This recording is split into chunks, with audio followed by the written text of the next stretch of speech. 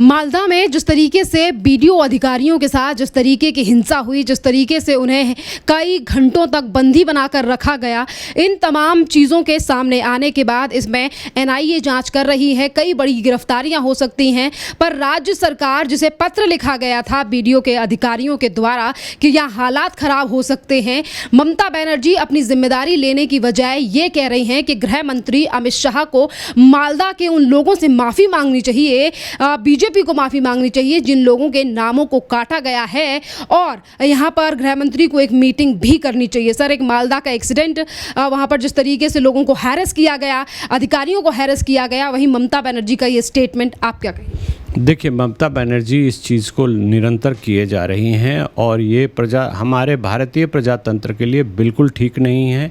मालदा में क्या घटना हुई है इसको भी जानना जरूरी है। मालदा में बीडीओ ऑफिस को लोगों ने घेर लिया, तथाकथित लोगों ने घेर लिया, जो कहते हैं कि हमारा नाम एसआईआर में गलत तरीके से काटा गया है। और उसके बाद उन अधिकारियों, उसके पहले ही अधिकारी चिट्ठी लिख चुके थे कि यहाँ पर हिंसा होने की संभावना है, हमें सुरक्षा प्रदान की जाए। डीएम ऑफिस को लिखा गया था, फिर भी डीएम ऑफिस ने कोई अरेंजमेंट इस तरह से किया नहीं, तो मालदा में इस तरह की हिंसा हुई है जिसमें अधिकारियों को घेर कर रखा गया। चूँकि ब्लॉक का ऑफिस गांव में होता है, वो डिस्ट्रिक्ट हेडक्वार्टर से दूर होता है, तो वो एक इंडिपेंडेंट ऑफिस है जहाँ पर कि ब्लॉक डेवलपमेंट ऑफिसर्स होते हैं, सर्कल ऑफिसर्स होते हैं और उनके मातहत जो पदाधिकारी हैं वो होते हैं।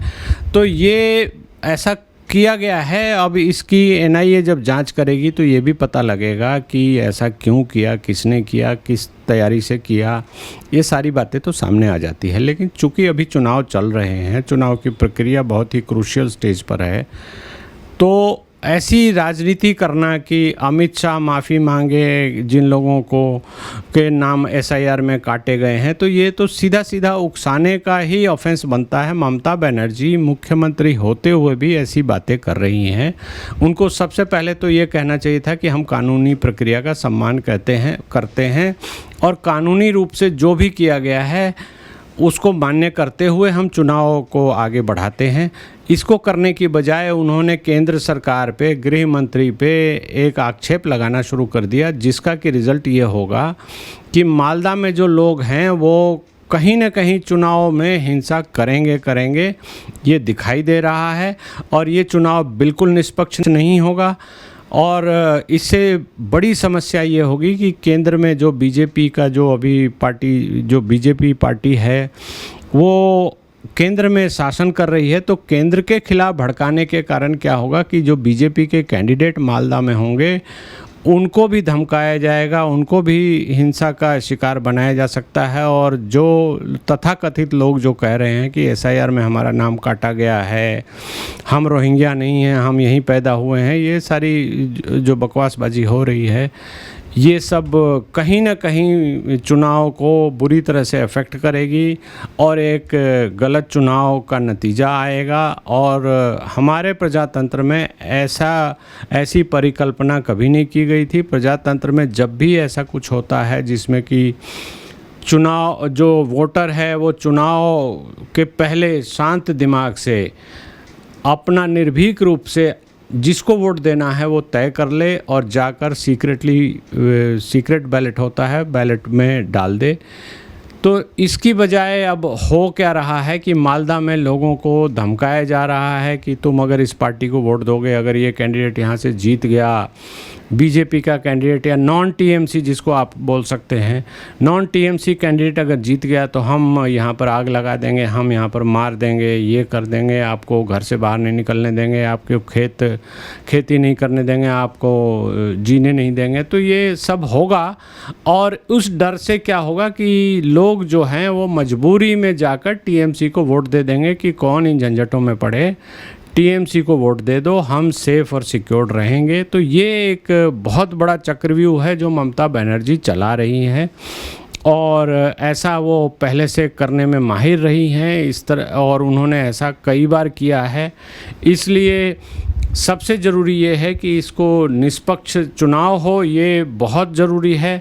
लॉ एंड ऑर्डर की सिचुएशन वहाँ पर एकदम सेफ हो, निर्भीक रूप से जो भी गांव का लोग है या जो भी ब्लॉक के लोग हैं वोटर हैं वो सोच सके कि हम जिस किसी को वोट चाहे दे सकते हैं, ऐसा एक वातावरण होना चाहिए, ऐसा एक माहौल होना चाहिए। तो वो होने की बजाय उल्टा हो रहा है, जिसके कारण कि वो मजबूरी में टीएमसी को अंडर कोएर्सन वो वोट देंगे। तो ये हमारे प्रजातंत्र के लिए बिल्कुल ठीक नहीं है। सालों का इंतजार अब खत्म हुआ। प्रधानमंत्री मोदी के विजन और मुख्यमंत्री योगी के संकल्प ने लिख दिया है वो सुनहरा अध्याय जिसकी गूंज पूरी दुनिया में सुनाई दे रही है। नोएडा इंटरनेशनल एयरपोर्ट का उद्घाटन, एशिया का सबसे बड़ा और दुनिया का चौथा सबसे बड़ा एयरपोर्ट। ये सिर्फ ईंट और पत्थर की इमारत नहीं, ये है बदलते भारत की नई तस्वीर।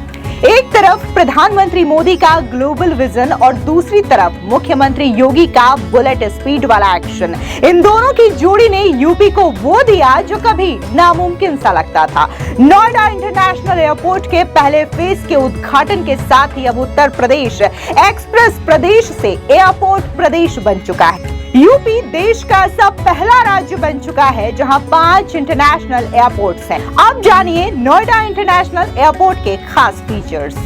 5 रनवे वाला भारत का पहला एयरपोर्ट, पूरी तरीके से डिजिटल और पेपरलेस सफर, 0 कार्बन उत्सर्जन यानी विकास भी और पर्यावरण भी। लाइन में लगने का झंझट खत्म, फेस रिकॉग्निशन से होगी एंट्री। सिर्फ जहाज नहीं उड़ेंगे, यहाँ से उड़ेगी लाखों युवाओं की किस्मत, लाखों करोड़ों का निवेश और हजारों नौकरियां। नोएडा ग्रेटर नोएडा अब सीधे लंदन और पेरिस और इसी के साथ ही न्यूयॉर्क से मुकाबला करेगा। अब नोएडा और ग्रेटर नोएडा की पहचान सिर्फ फैक्ट्रियों से नहीं बल्कि ग्लोबल उड़ानों और फिल्म सिटी से होगी। मुख्यमंत्री योगी के राज में माफिया राज खत्म हुआ और अब यूपी में इंटरनेशनल इन्वेस्टमेंट का सूरज उग रहा है। मोदी है तो मुमकिन है और योगी है तो यकीन है। ये है नया उत्तर प्रदेश जहां अब सपने सिर्फ देखे नहीं जाते बल्कि पूरे किए जाते हैं। जेवर का नोएडा इंटरनेशनल एयरपोर्ट, भारत की नई उड़ान। मोदी का विजन, योगी का मिशन, जेवर से अब दुनिया भरेगी नई उड़ान। और वेस्ट बंगाल में अगर ऐसा होगा तो ये बहुत ही गलत होगा। और जो भी पार्टी जीत जाए, टीएमसी जीत जाए, जो भी जीत जाए, लेकिन ये लॉन्ग रन में हमारे प्रजातंत्र को ये कहीं ना कहीं डैमेज करेगा और ये गलत बात है। और इस चीज़ पे रोक लगाने के लिए केंद्र सरकार को, इलेक्शन कमीशन को हर संभव प्रयास करना चाहिए। ये बिल्कुल नहीं होना चाहिए। अगर ये होता है तो बंगाल के चुनाव का कोई मतलब नहीं है। अब ममता बनर्जी जिसको चाहे, जो चाहे, उसको एक सर्टिफिकेट देकर बुला लें कि ये एमएलए हो गए, ये हो गए। केंद्र सरकार या ईसीआई जो हमारा रिप्रेजेंटेशन ऑफ पीपल एक्ट है उसको हम जला देते हैं। हम जैसा चाहते हैं वैसा चुनाव हो जाएगा, वैसा चुनाव के परिणाम आ जाएंगे। हम लोगों को मजबूर करेंगे कि हमको वोट दें। तो ये सब हो रहा है और ये एक इतनी कड़वी सच्चाई है जो हमारे प्रजातंत्र को कहीं ना कहीं बहुत लॉन्ग रन में अफेक्ट करेगी, प्रजातंत्र को डैमेज करने का काम करेगी। तो इस चीज़ पर रोक लगनी भी चाहिए।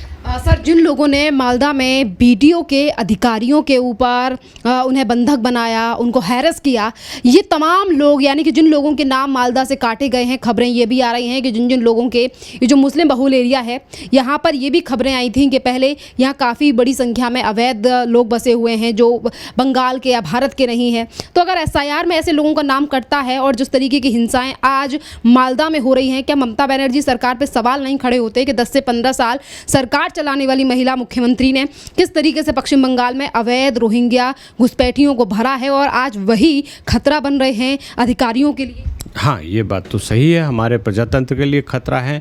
आप इस चीज़ के बिल्कुल स्पष्ट रूप से इसको समझ लीजिए कि भारत की जो प्रजातांत्रिक प्रक्रिया है, जो भी वोट हो रहे हैं, कॉरपोरेटर के हों, काउंसलर के हों, एमएलए के हों, एमपी के हों, उसमें भारत के नागरिक को ही वोट देने का अधिकार है। अगर कोई रोहिंग्या, कोई बांग्लादेशी, कोई बर्मा का आदमी या कोई भी घुसपैठिया आकर और वोट देता है तो ये कहीं ना कहीं हमारे प्रजातांत्रिक जो प्रक्रिया है उसको डैमेज करता है। तो इस पर रोक लगनी चाहिए।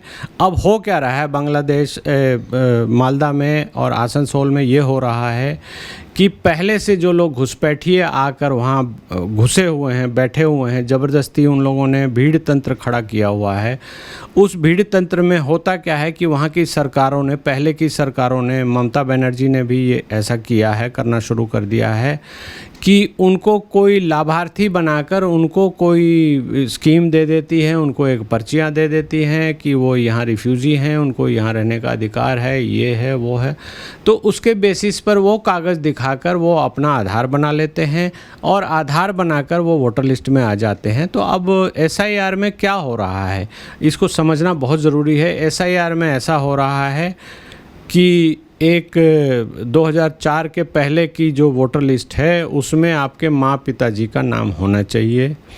अगर आप 2004 के बाद आप वोटर लिस्ट में आए हैं तो ये मांगा जा रहा है, ये कहीं से गलत नहीं है। और अभी के समय में मांगा जा रहा है कि वोटर लिस्ट में नाम आप दिखा दो। तो ये तो वोटर लिस्ट तो हमारे प्रजातांत्रिक प्रक्रिया का एक तरह से आप देखा जाए तो बहुत क्रूशियल और बहुत वाइटल डॉक्यूमेंट है। और इस पर अगर SIR में ये चीज़ मांगी जा रही है तो ये हमारे वोटर लिस्ट को प्योर करने की पूरी कोशिश है और प्योर रहनी भी चाहिए। प्रजातंत्र में कोई भी विदेशी नागरिक, चाहे वो शरणार्थी हो, चाहे वो घुसपैठिया हो, चाहे वो इलीगल इमिग्रेंट हो या जैसे भी घुस के बैठा हो देश में, उसको भाग लेने का कोई अधिकार हमारे प्रजातंत्र में नहीं होना चाहिए। इसका मैं खुलेआम विरोध करता हूं। और जो भारत के नागरिक हैं उनको निर्भीक रूप से और स्वतंत्र रूप से उनको अपना वोट देने का अधिकार होना चाहिए। और अगर इसमें कहीं कोई गड़बड़ी कोई भी पार्टी करती है किसी तरह से, जो ऐसा कि ममता बनर्जी अभी करने की कोशिश कर रही हैं, तो ये प्रजातंत्र के लिए बहुत डैमेजिंग होगा और हमारी जो चुनाव की प्रक्रिया है वो कहीं ना कहीं दूषित हो जाएगी। इससे बचना चाहिए हमको। एक तरफ ममता बनर्जी SIR के मुद्दे को लेकर ये कहती हैं कि पश्चिम बंगाल में मुझसे लॉ एंड ऑर्डर छीन लिया गया है, यहाँ तो चुनाव आयोग और बीजेपी ही अपना राज चला रही हैं। वहीं दूसरी तरफ वोटिंग से पहले TMC के कई नेताओं के वीडियो सामने आए हैं जिन पर एक्शन लिया गया है, जो महिलाओं को और वोटर्स को धमकी दे रहे हैं। तो ऐसे लोगों पर क्या कहेंगे सर? देखिए, वो ये तो होना ही है। जिस तरह से जो प्रक्रिया कर रही हैं, लॉ एंड ऑर्डर उनके हाथ में आ गया है, तो वोटर को तो धमकाने की कोशिश निरंतर होगी, वोटर को निर्भीक रहने की। आप देखिए, किसी कस्बे में अगर रात को कोई घूम जाए, वहाँ का लोकल आदमी, और वो सबको धमकी दे कि अगर हमारा कैंडिडेट, TMC का कैंडिडेट हारा तो हम इस बस्ती में आग लगा देंगे, यहाँ के स्कूल तोड़ देंगे, ये कर देंगे। याद है 2017 से पहले का वो दौर जहां पहचान का संकट था और विकास का, लेकिन फिर आया एक संकल्प, एक सन्यासी का शपथ पत्र। 9 वर्षों का हिसाब। उत्तर प्रदेश जो कभी बीमारू था, योगी सरकार के राज में आज उत्तर प्रदेश देश की दूसरी सबसे बड़ी अर्थव्यवस्था बनने की राह पर है। 1 ट्रिलियन इकोनॉमी का लक्ष्य अब सपना नहीं, हकीकत है। मुख्यमंत्री योगी के नेतृत्व में उत्तर प्रदेश में 40 लाख करोड़ के भी ज्यादा के निवेश प्रस्ताव मिले। ईज ऑफ डूइंग बिजनेस में नंबर 2 पर छलांग। बेरोजगारी दर 17% से घट करके मात्र 2.4% पर। बीते 9 वर्षों में यूपी ने डरना छोड़ दिया है। योगी सरकार के शासन में आज अपराधी सलाखों के पीछे है या प्रदेश से बाहर। माफियाओं की 6000 करोड़ से भी ज्यादा की अवैध संपत्ति या तो जब्त हुई या तो ध्वस्त।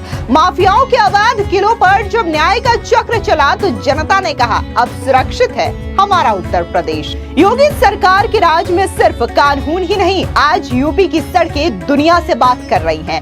एक्सप्रेसवे प्रदेश से लेकर के यूनिवर्सिटी समिट तक आज हर जिला विकास की मुख्य धारा से जुड़ा है। यूपी अब देश का ग्रोथ इंजन बन चुका है।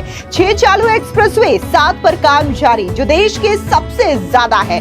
यूपी 21 एयरपोर्ट्स वाला राज्य है जिसमें 5 इंटरनेशनल एयरपोर्ट्स भी शामिल है। 9 शहरों में मेट्रो सेवा का विस्तार। 500 वर्षों का इंतजार हुआ खत्म। अयोध्या में रामलला विराजे, काशी का कायाकल्प हुआ और ब्रज की गलियां एक बार फिर से चहक उठी। मुख्यमंत्री योगी आदित्यनाथ के नेतृत्व में विकास भी है और विरासत भी। यही है नए भारत का नया उत्तर प्रदेश। ये 9 साल सिर्फ सत्ता के नहीं, विश्वास के हैं, सेवा, सुशासन और सुरक्षा के हैं। अभी तो ये झांकी है, उत्तर प्रदेश को उत्तम से सर्वोत्तम बनाना बाकी है। संकल्प से सिद्धि, नव निर्माण के 9 वर्ष। तो लोग, सीधी सी बात है, आप वोट तो देंगे लेकिन आप उस बात से इन्फ्लुएंस हो जाएंगे, इस बात से डर जाएंगे कि इनको ही वोट देना होगा ताकि ये इनका ही कैंडिडेट जीत जाए, तो कम से कम हमारे यहाँ हिंसा नहीं हो। तो ये इंडिपेंडेंस नहीं हुआ। आप जो हमारे संविधान में जो प्रावधान है, संविधान में निर्भीक और निष्पक्ष चुनाव कराने का, ये कहीं ना कहीं डिस्टर्ब हो रहा है। तो ये नहीं होना चाहिए। इसको रोक लगाने के लिए केंद्र सरकार या पैरामिलिट्री फोर्सेस भेजे, जैसा कि पहले भी हुआ है। बिहार में भी ऐसा बहुत साल पहले, 20-25 साल पहले ये हो चुका है कि जब वहाँ पर बूथ पर लॉ एंड ऑर्डर की सिचुएशन होती थी तो उस वक्त जो TN शेषान साहब थे, उन्होंने कहा था कि पैरामिलिट्री फोर्सेस यहाँ बहुत ज़्यादा नहीं हैं, तो हम बारी बारी से चुनाव कराएंगे। और उसका असर भी सबको दिखाई दिया। वो जो मुख्यमंत्री वहाँ जो सीना ठोक कर मुख्यमंत्री बनते रहते थे बूथ पर गड़बड़ी करके, फिर उनको झटका लगा और वो कहीं ना कहीं ये प्रजातंत्र की जीत हुई। तो ये बंगाल में भी इस चीज़ का होना अति आवश्यक है। नहीं तो बंगाल में जिस तरह की घटनाएं देखने को मिल रही हैं, जिस तरह की मीडिया रिपोर्ट्स आ रही हैं, जिस तरह से लोगों को धमकाया जा रहा है, महिलाओं को धमकाया जा रहा है, और एक महिला मुख्यमंत्री के राज में ऐसा किया जा रहा है, तो वहाँ पर हमारी चुनाव प्रक्रिया मेरा ख्याल है कि ठीक से नहीं हो पाएगी और वो प्रजातंत्र के लिए बहुत ही गलत है।